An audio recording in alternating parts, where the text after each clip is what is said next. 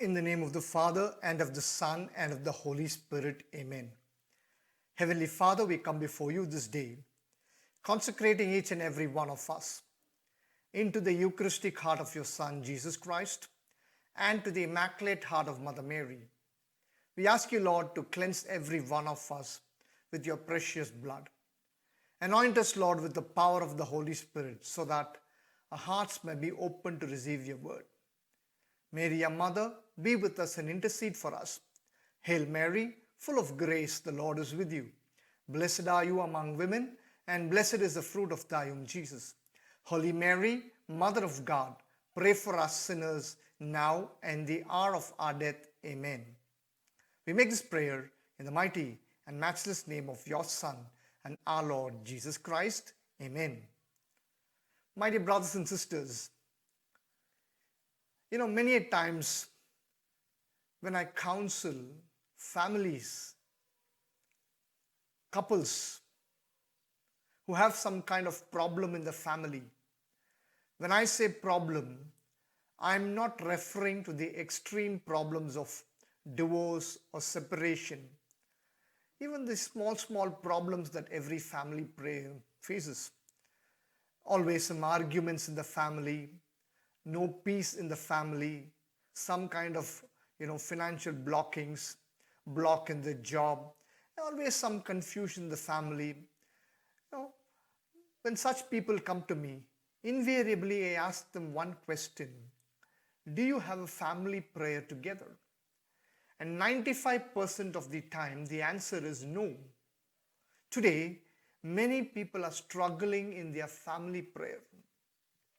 It's not only the people who have no spiritual activities at home, even people who are strong in their prayer life. When I ask many people who are very strong in their prayer life, they invariably say, they have no problem in their personal prayers. They are very strong in their personal prayers. But when it comes to family prayers, many of such people too face difficulty in having a regular family prayer. In short, almost every family is facing some kind of a difficulty to have a regular family prayer. Today, family prayer is very important. Why we need family prayer? What is the importance of family prayer?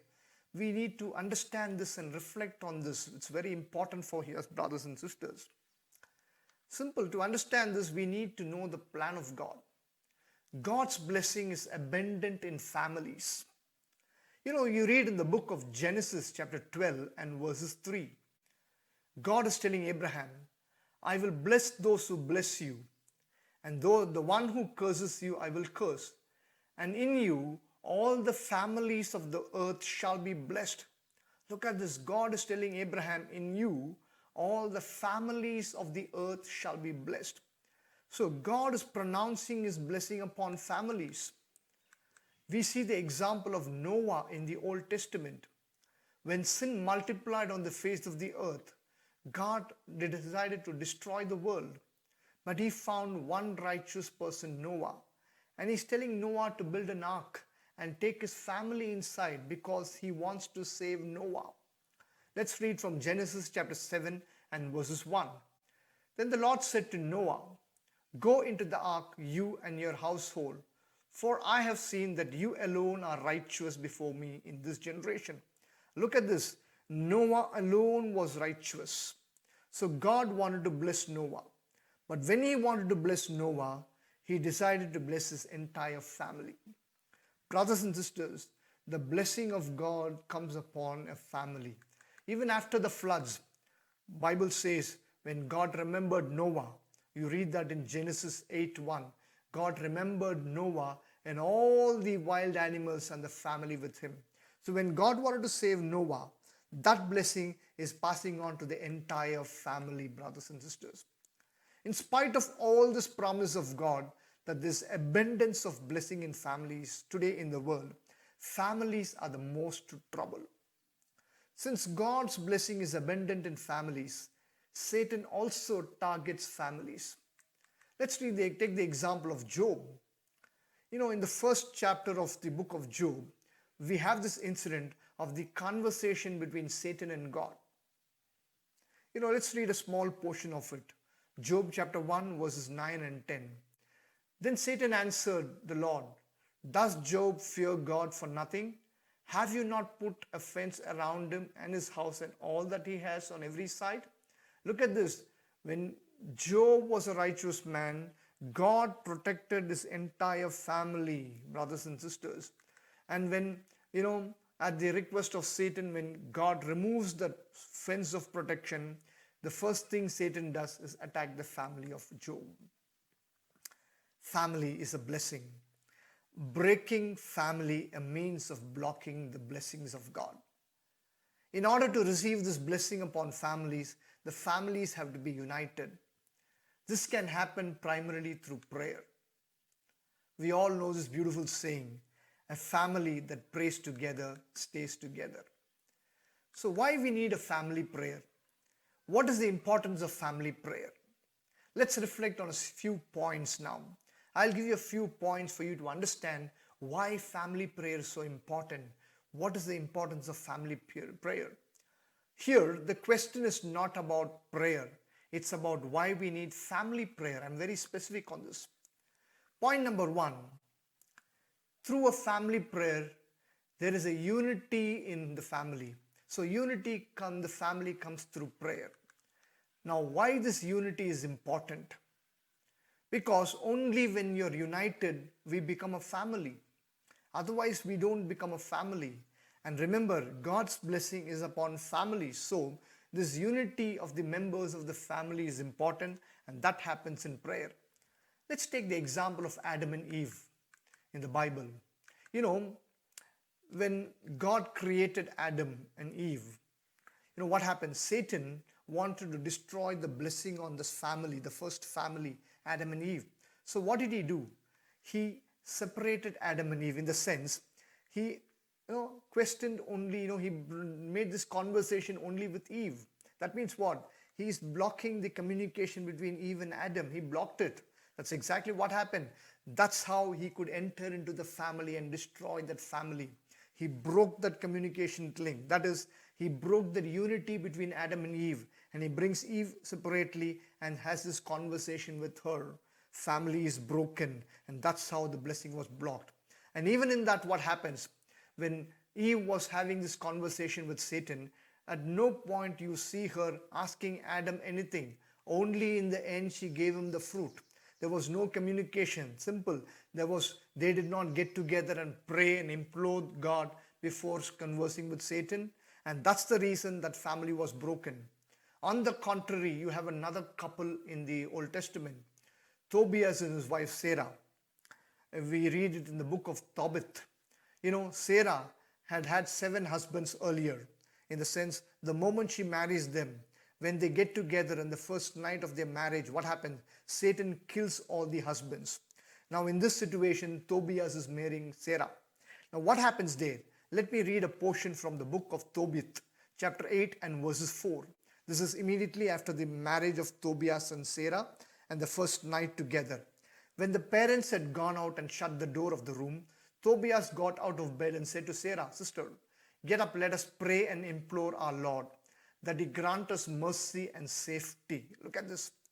First thing Tobias is doing is holding the hand of his wife Sarah, and they're praying together. What did he say? Let us pray together and implore our God so that he may grant us mercy and safety.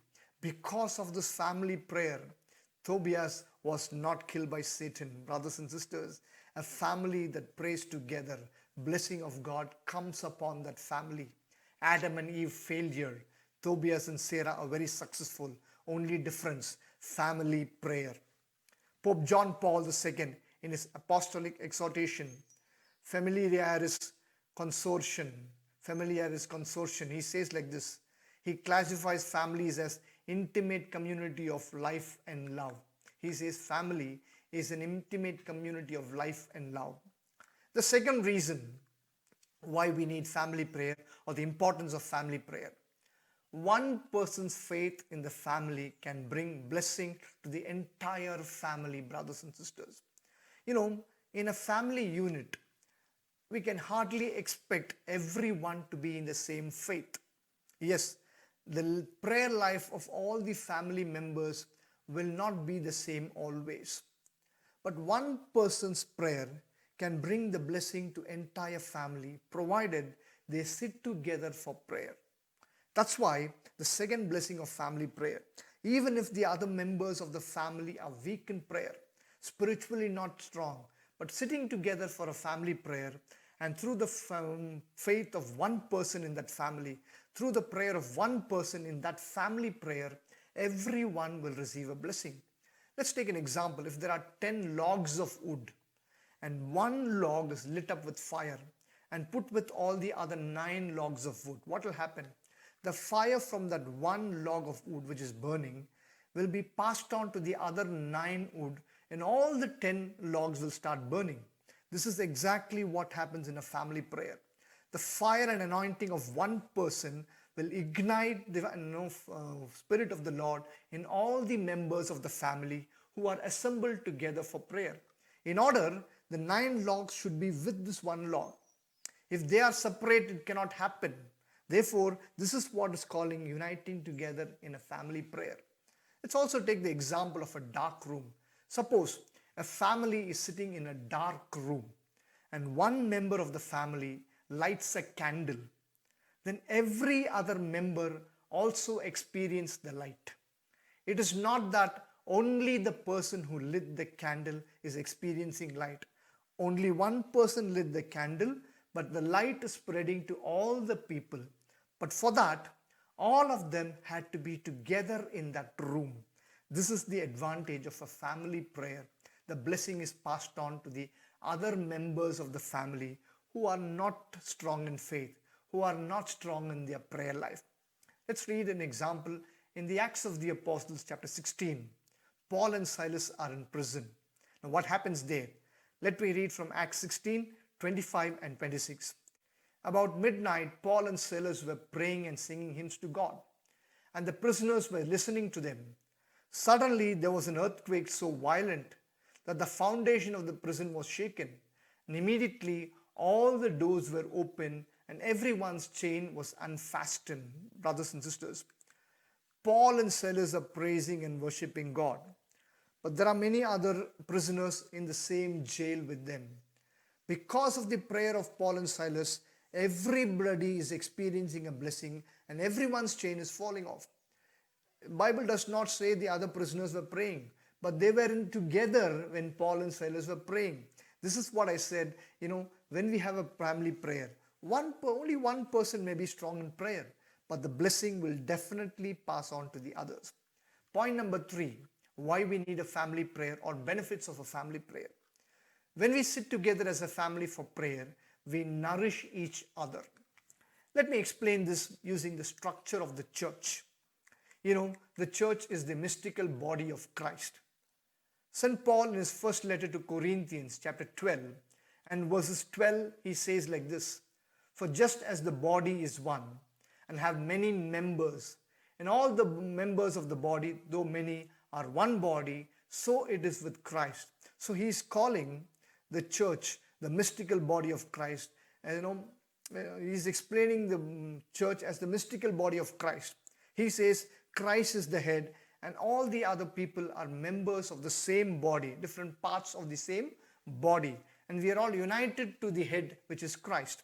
And this is what he gives us, the church as the mystical body of Christ. Now, Catechism of the Catholic Church, article number 2204, is calling a Christian family as a domestic church. CCC 2204 says a Christian family is a domestic church.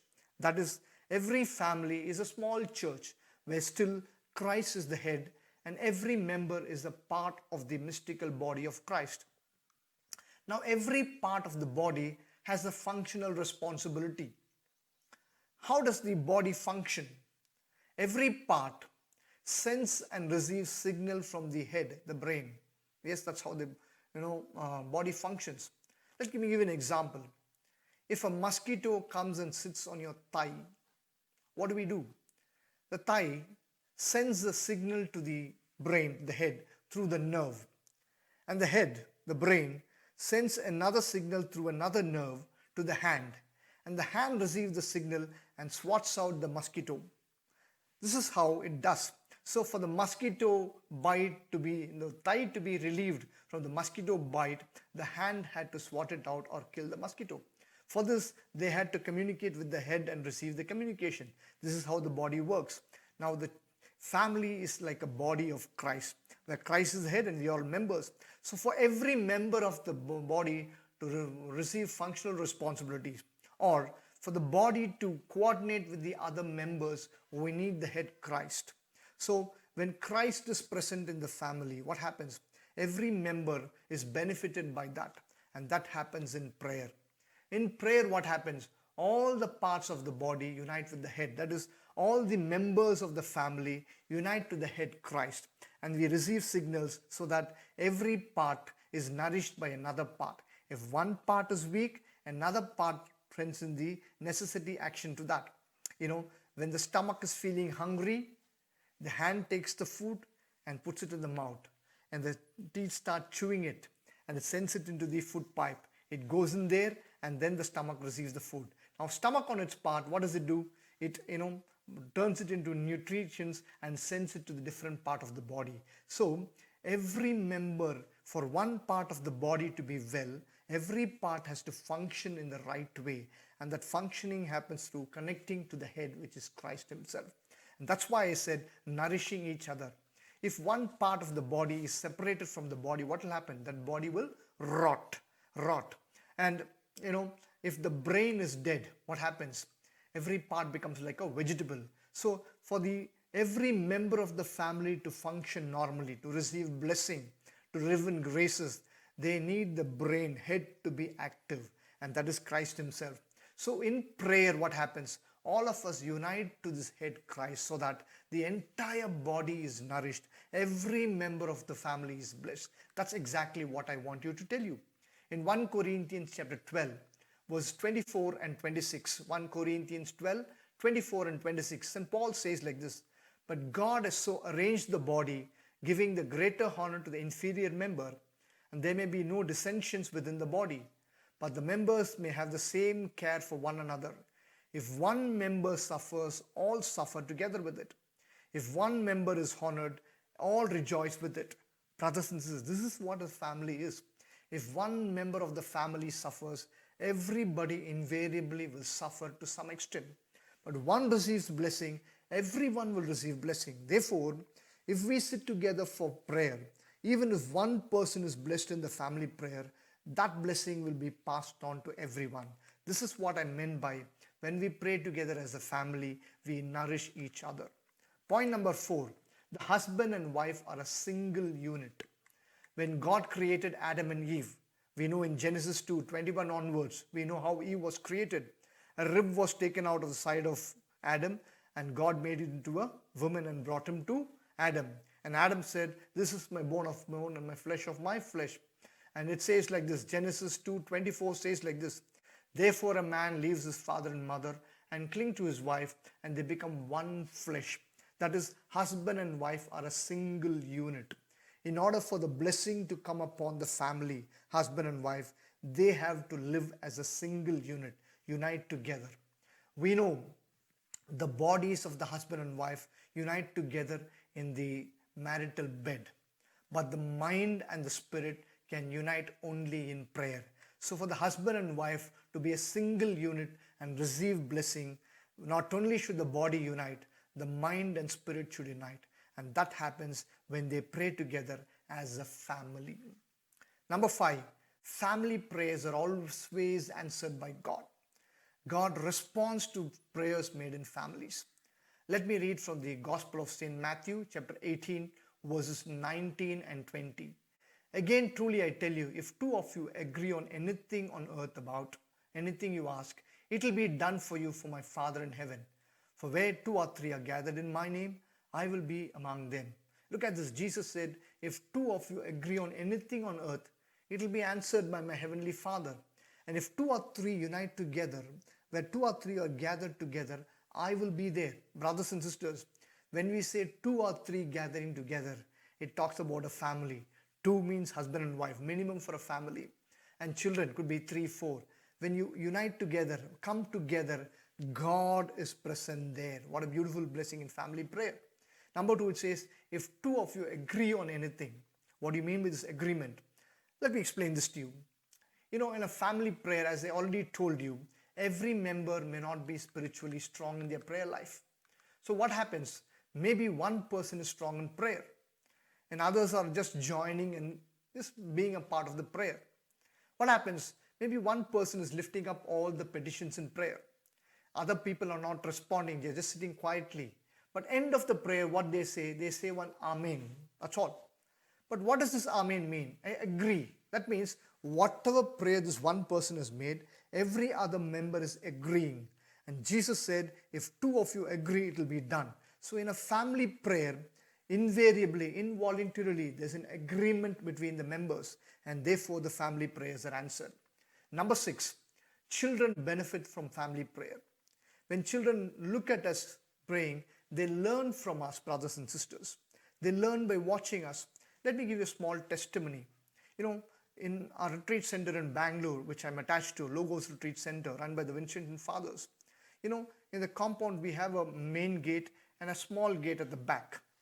And we have a nearby school. Some people trespass from the small gate and go out to the main gate, and vice versa. Every evening at 3 o'clock when I come from adoration, I used to see one mother and a boy. Boy, a small boy, maybe studying in 1st standard. The mother is picking up from a nearby school and she cuts across, enters the small gate and goes out to the main gate.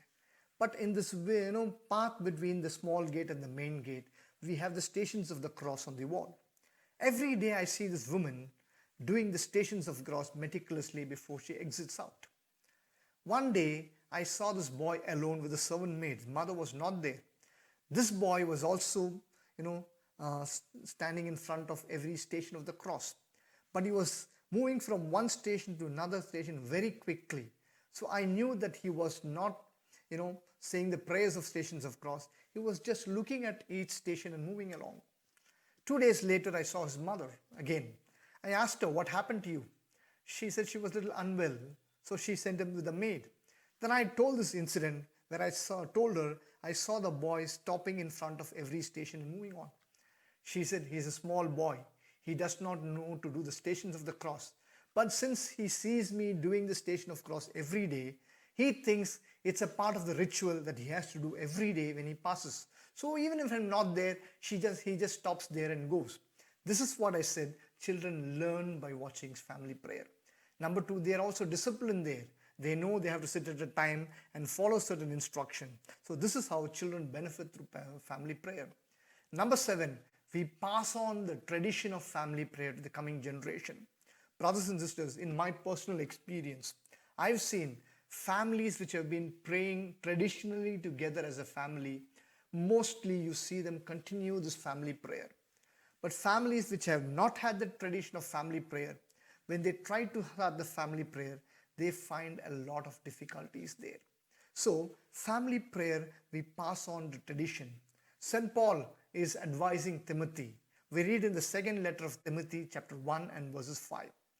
I remind you of your sincere faith, a faith that lived first in your grandmother Lois and in your mother Eunice, and now I am sure lives in you. Paul says, the faith that is in Timothy is passed on from his grandmother Lois to his mother Eunice, and now he sees it in Timothy. That means the faith is passed on. When we have a family prayer, that tradition is passed on, brothers and sisters. Now, I've given you 7 points or 7 benefits of family prayer. Very quickly, I'll give you small, tips on how to initiate a family prayer. This is not for people who are already having a family prayer. This is for people who want to start it and don't have an idea how to start a family prayer. This is not a rule. This is not the only way. This is a simple guidelines, my own guidelines. I'm helping some people who want to start the family prayer after listening to this talk. First of all, have a suitable timing, a convenient timing for everyone, so that you are able to sit comfortably, and make sure that you have this time regularly. Number 2, don't have a big plan. Don't start in a big way, 2 hours, 3 hours of family prayer. Maybe start with 15-20 minutes to begin with. Otherwise, many a time we may lose focus. Start in a small way and move ahead of that. Number 3, have an organized prayer life. Organize what you're going to pray. Maybe you can start with some praising, then the rosary, which is very important, maybe some litany or the Divine Mercy Chaplet, and definitely reading a portion of the scriptures. So have an organized way of prayer life so that every member knows what they're going to do. Number 4, allow children to take the lead. Often, once in a while, allow the children to take the lead. Even if they are not very organized, doesn't matter. This is how you bring them into the groove of family prayer. Number 5, if there are small children in the house, keep them with you when you pray. But if they are disturbing and playing around, don't waste your time in disciplining them. This is what many people do. They are so worried about whether their children are praying, whether their children quietly, they're sitting in the right posture. They keep on correcting them. In the process, their family prayer is diluted. Unless they are in danger of getting hurt, leave them. You focus on the prayer. Don't spend much time in correction. They will learn. They will learn. And number 6, don't give excuses. When I say excuses, don't say husband did not come back from work on time, children are having exams. All this can be wait for 15-20 minutes. And even if somebody is genuinely not able to join in the family prayer, rest of you join in the family prayers. And point number 7, I want to tell you, if there are certain families where only one member is interested in prayer, others are not ready to join, doesn't matter. I would advise that one person to start the family prayer. Don't confuse it with your personal prayer. One person, you pray separately as a personal prayer. But even if a family prayer is you alone, start it at time you fix. This is family prayer. If nobody is joining also, I'm going to start my family prayer. Very soon, because of this prayer, you will see other members joining. Let's pray in a very special way. We know the blessings of every family prayer. Let us pray in a very special way that God gives us the grace and start the family prayer and reach immense benefit out of the family prayers. Glory be to the Father, and to the Son, and to the Holy Spirit, as it was in the beginning, is now, and ever shall be, world without end. Amen. God bless you, and thank you.